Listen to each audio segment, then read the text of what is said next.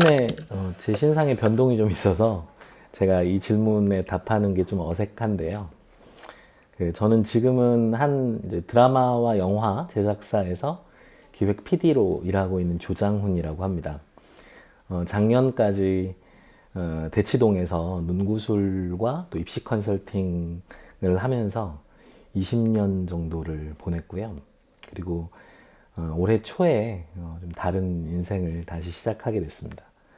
제가 대치동 학벌주의와 부동산 신화가 만나는 곳이라는 제목으로 이번에 책을 내게 돼서 그래서 사계절 출판사의 애독자 여러분들께 인사드리려고 이렇게 오게 됐습니다.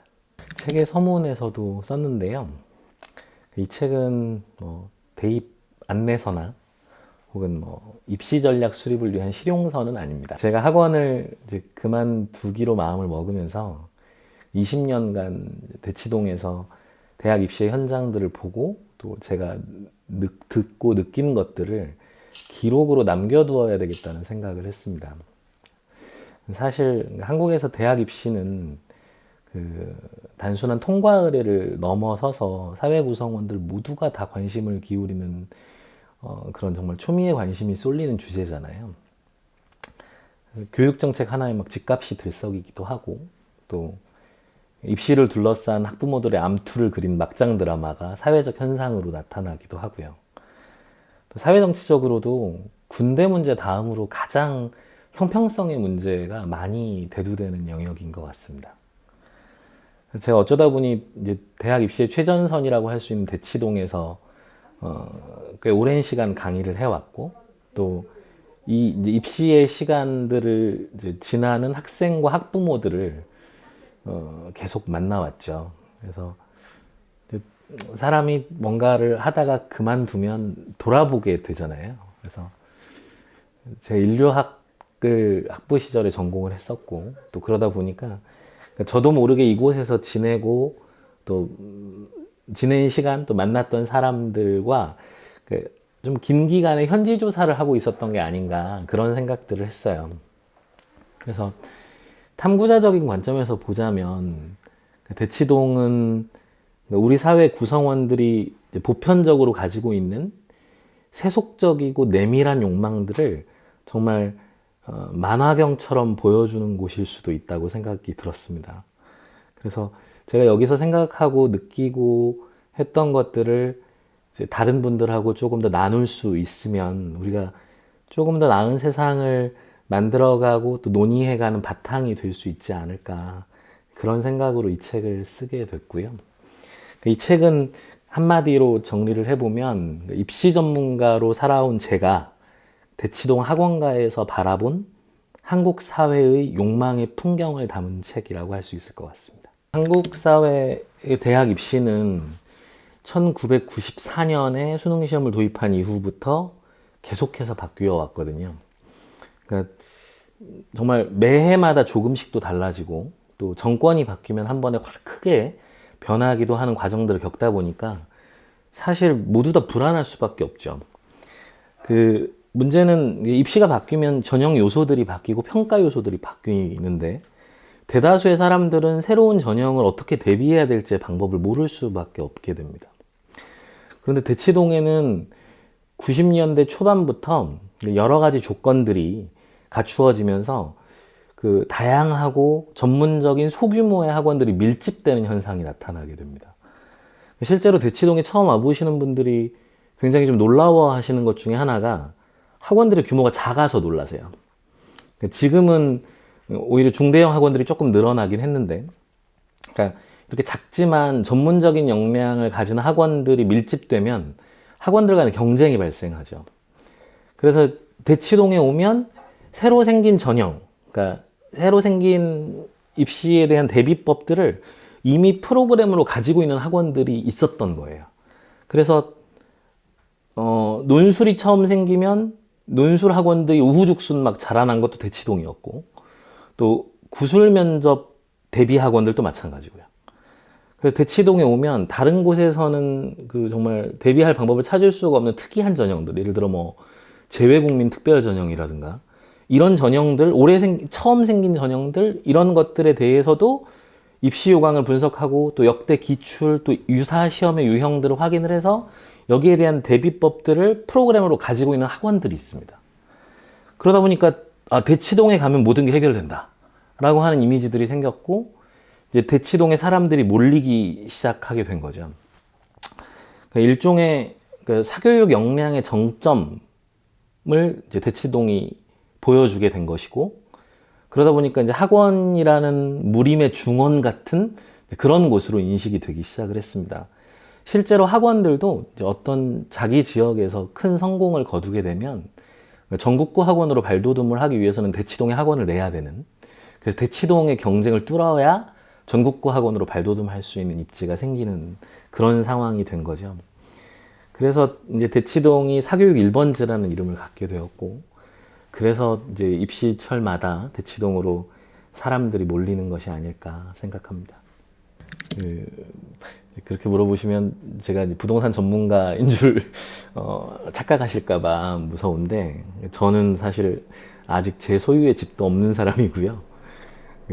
제가 시세 차익의 뭐 요령이나 매매 기법 같은 걸 소개해드리는 건 당연히 아닙니다. 대치동이 사교육 특구가 될 수 있었던 그 배경에는 사실 우리나라의 서울 지역의 국토개발 과정들이 포함되어 있는데요. 실제로 강남이 처음 개발이 되고 또 대치동의 아파트들이 만들어져서 분양되는 시점에서 국가적으로 이 부동산 개발을 성공시키기 위해서 교육이라는 것을 사람들의 주거 이전을 위한 수단으로 이용한 측면이 있습니다. 그러니까 1970년대에 남서울 종합개발계획을 통해서 이제 영동지구 개발이 이루어지게 되는데, 이때 그러니까 사람들이 새로운 지역으로 이주를 하려면 이주할 만한 뭔가 유인이 있어야 되잖아요. 그래서 이제 당시 도심에 있던 명문 고등학교들을 공립 사립할 것 없이 반강제적으로 강남 대치동으로 이전을 시키거든요. 네, 그리고 80년대 초에는 완전학군제라고 하는 걸 실시를 하게 되는데, 그러니까 거주 지역에서만 고등학교를 배정받을 수 있는 거예요. 사실 그 이전에는 서울 같은 경우에는 도심 지역에 있는 학교들은 서울에 살고 있는 사람들은 다 지원을 할 수가 있었어요. 그런데 내가 살고 있는 지역에 있는 학군에서만 고등학교를 배정받게 되니까 사람들은 이제 좋은 학교를 가려면 도심으로 가거나 아니면 명문 고등학교들이 강제 이주당한 강남으로 가거나 두 가지 선택지가 남는 상황이었죠. 근데 도심은 이미 과밀 상태였고, 그러다 보니까 대다수의 사람들이 강남으로 가게 된 겁니다. 문제는 이렇게 자식 좋은 학교 보내겠다고 정말 맹모삼천지교를 마다하지 않은 이 학부모들이 그로부터 30년 후에 집값이 100배에서 190배까지 폭등하는 일을 경험하게 됩니다. 그러니까 자녀 세대가 좀 더 잘 살기를 바랬던 부모들이 자신들 세대에서 계급적인 성공을 실현해버린 거죠. 그래서 오늘날 이 대치동으로 몰려드는 이 교육열의 정체는 이 대치동 신화, 그러니까 수만 명이 경험했던 대치동의 부동산 신화를 추종하는 사람들, 거기에 감화된 사람들이라고 보는 것이 맞고요. 그래서 대치동에서 교육을 향한 열망과 부동산을 향한 열망의 주체가 사실상 같다고 저는 생각합니다. 그래서 저는 이 두 가지를 떼어놓고 설명할 수가 없다고 생각을 했고요. 2000년대 초반 이후에 그러니까 서울과 전국에서 일어난 전세 대란, 그리고 또 집값 상승의 러쉬들, 지금까지도 이어지고 있는 이 출발점들이 사실상 대치동이었던 거죠.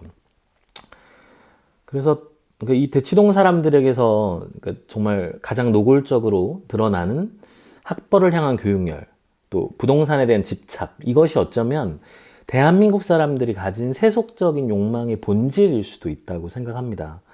그래서 특히 이것은 경제적인 자신의 지위를 향상시키거나 또 계급적인 상승을 꿈꾸는 욕망이라는 점에서 그러니까 본질적으로는 동일한 욕망에 가까운 것이죠. 그래서 저는 이 두 가지 욕망을 함께 책에서 다루고자 했고, 이보다 좀 자세한 이야기는 책에서 만나보시면 좋을 것 같습니다.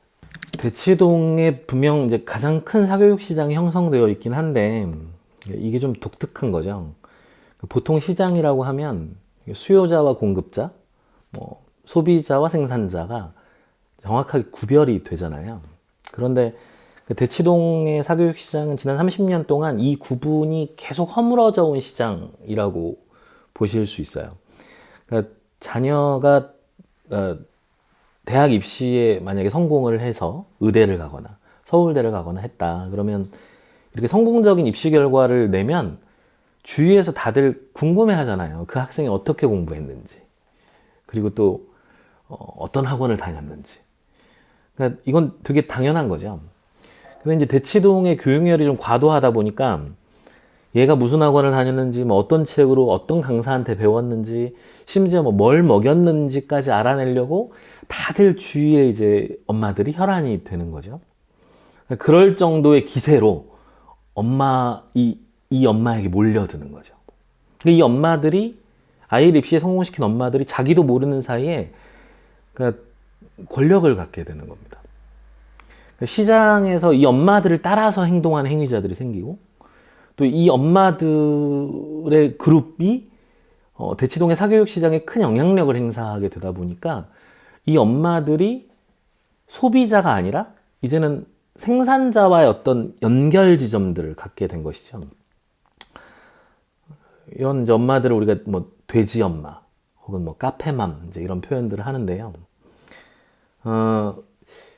이 엄마들이 의도치 않게 많은 사람들과 아이들을 끌고 다니게 되면서 학원들은 영업적인 필요로 인해서 이 돼지 엄마들을 학원에 결합시키기도 했고, 또 돼지 엄마들이 자기 아이들을 가르치는 강사들을 데려다가 또 사교육을 주선하기도 하는 이제 일들이 벌어지면서, 그러니까 대치동의 사교육은 이 생산자와 소비자가 구별되지 않는 굉장히 유기적으로 얽혀져 있는 생태계 같은 구조를 갖게 된 겁니다.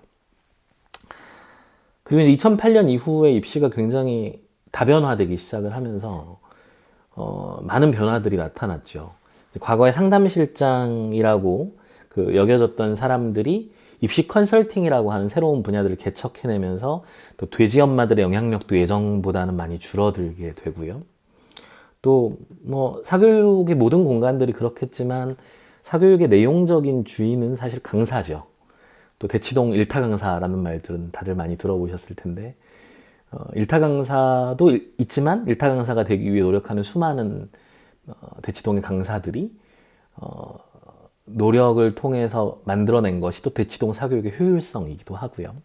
또 학원장들은 입시 제도를 읽고 그에 맞는 서비스를 기획하고 또 설명회를 통해서 사람들에게 제도에 대한 이해와 정보들을 제공을 하면서 그 대치동의 생태계에서 움직이게 되는 그 사람들의 선택지를 제공해주는 그런 담론 권력의 중심에 있는 역할을 하게 되기도 합니다.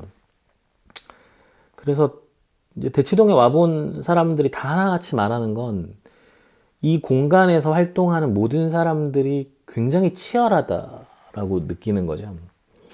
그러니까 학생들부터 학부모들, 학원 관계자들에 이르기까지 그러니까 모든 행위자들이 그러니까 자기 자신이 목적하는 바를 실현하기 위해서 참 열심히들 살아요. 그래서 어디서도 만들어지기 어려운 효율성이 나타나는 거죠. 하지만 그와 동시에 이제 그 열심히 살아가다 보니, 자기 욕망에 충실하게 살아가다 보니 그 욕망에 이제 삼켜져 버린 사람들도 많이 만나게 됩니다. 그래서 이제 자녀를 위해서 불법이나 편법도 마다하지 않는 부모들도 만나게 되고, 또 심지어 뭐 학교와 학원들의 이상한 밀월에 대한 소문들도 돌아다니고, 그 치열한 만큼이나 욕망의 부작용들 또한 많이 나타나는 곳이 대치동이라고 생각합니다.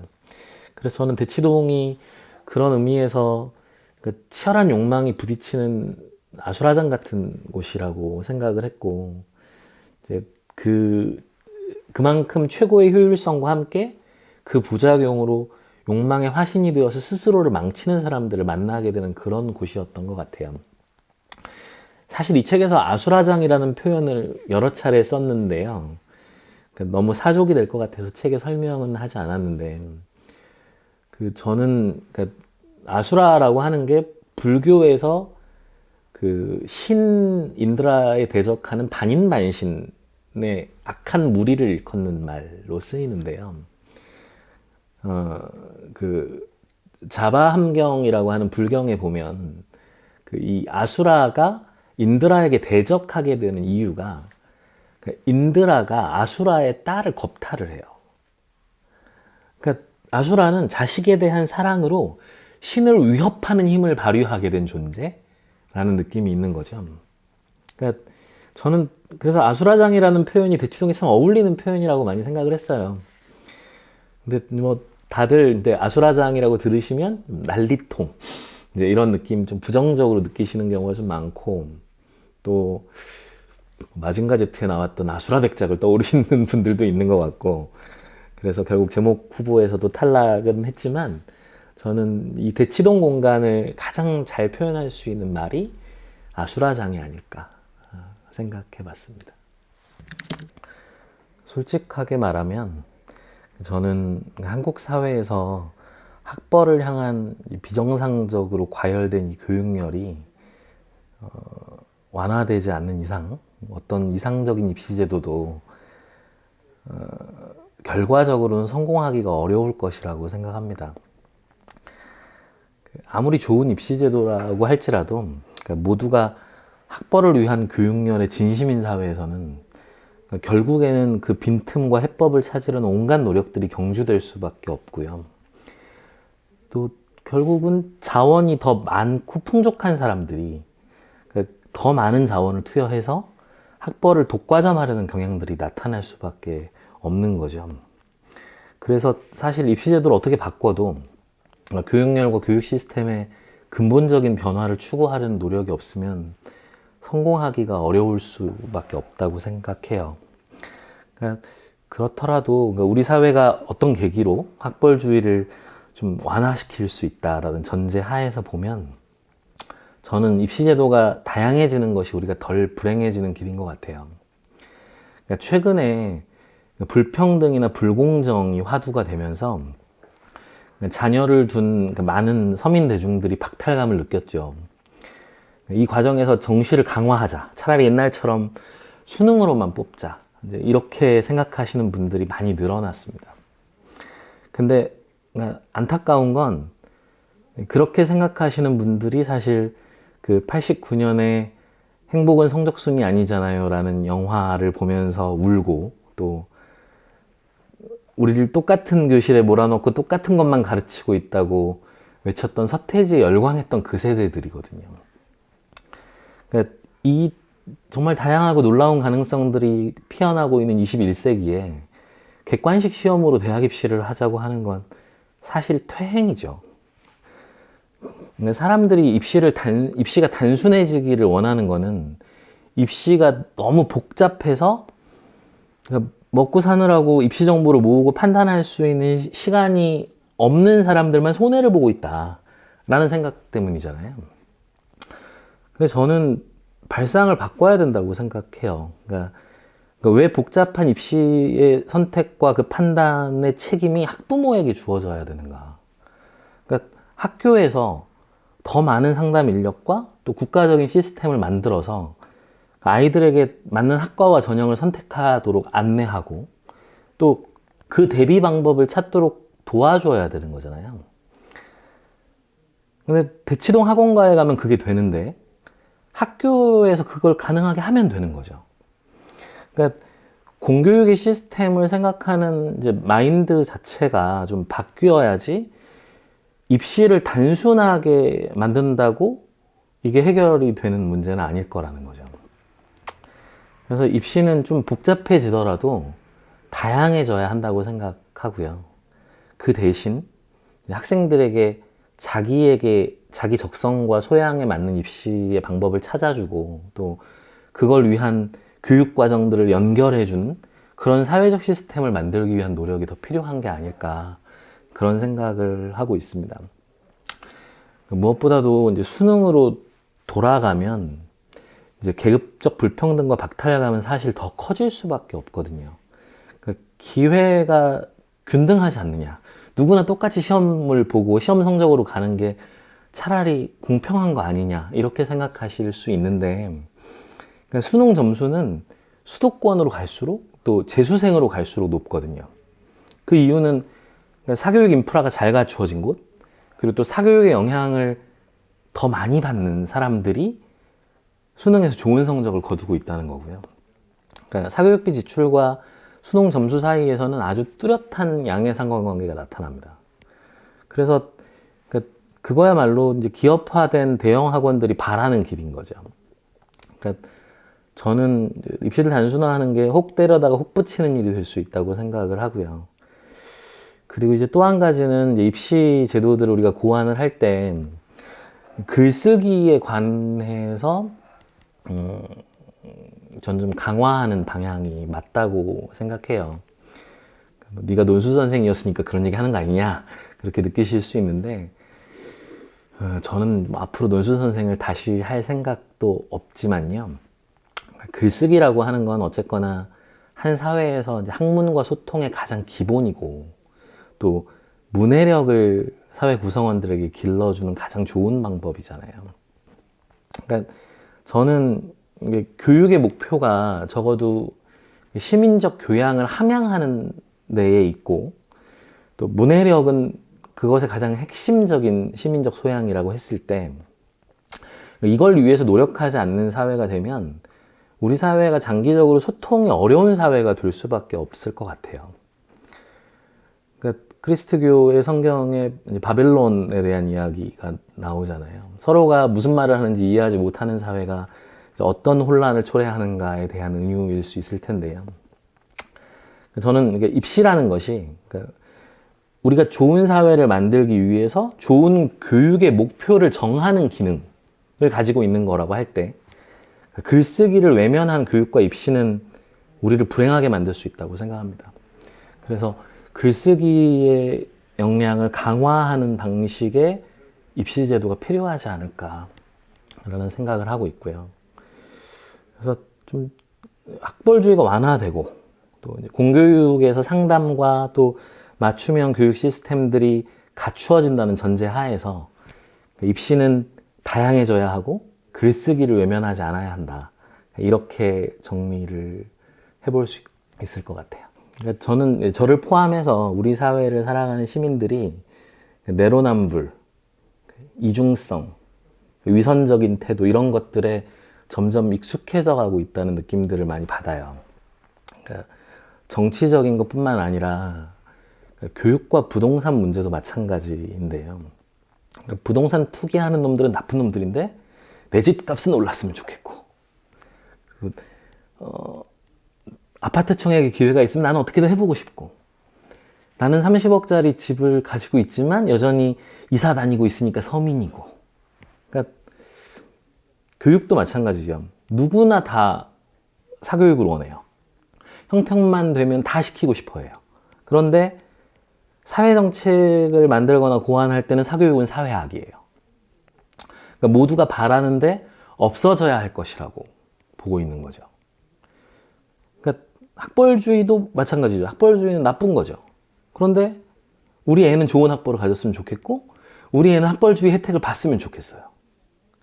그러니까 사실 이건 인간의 본성 같은 걸 수도 있죠. 근데 저는 이게 조금 더 많은 논의가 필요하겠지만, 그러니까 우리 사회가 개인적인 욕망을 드러내는 것을 부끄럽게 여기도록 우리 사회 구성원들을 교육시켜 온 게 아닐까. 그러니까 우리 사회가 오랜 기간의 군부 독재와 파시즘적인 도덕 교육들을 했고, 그 과정에서 이제 개인주의를 이기주의와 같은 것이라고 가르쳐온 과정들이 이런 문제를 만든 게 아닌가 하고 생각이 들기도 해요. 그러니까 개인의 욕망은 타인의 정당한 권리를 훼손하지 않는 한 개인의 권리이고 자유의 조건이어야 되는데, 그러니까 내 욕망을 주장하면 질서가 훼손되고 이기적인 거라고 배운 사람들이 자신의 욕망들을 감추어 온 거죠. 그래서 그러니까 제가 이 책을 쓰면서 욕망이라는 단어를 정말 많이 썼는데, 그러니까 우리가 욕망을 부정적인 것으로 여기고, 그래서 겉으로는 아닌 척 감추고, 그러면서 사적으로는 더 내밀하고 간절하게 원하는 그런 희한한 위선적인 태도들을 다 공유하고 있다는 느낌을 많이 받고요. 그래서 그러니까 이런 태도들이 유지되는 상황에서는 어떤 것도 쉽게 바뀌지 않을 것 같아요. 그래서 우리 사회가 또 우리 스스로가 자신의 욕망을 좀 직시하고 그것을 정당하게 실현하기 위한 사회적 시스템을 만들기 위해서 노력하는 과정들이 필요할 거라고 생각했어요.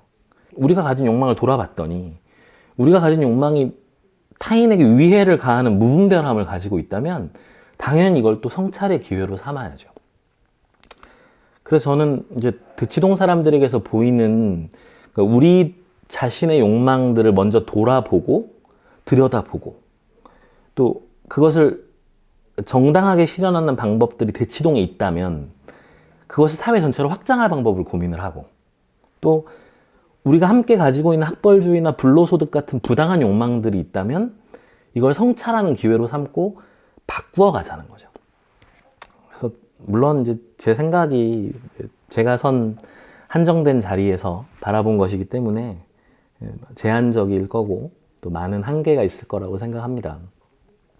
하지만 이제 저의 이런 짧은 생각이 사람들과 함께 논의를 시작하는 출발점이 되면 좋겠다는 생각을 많이 했습니다. 그래서 대치동을 통해서 교육과 관련된 우리의 세속적인 욕망들을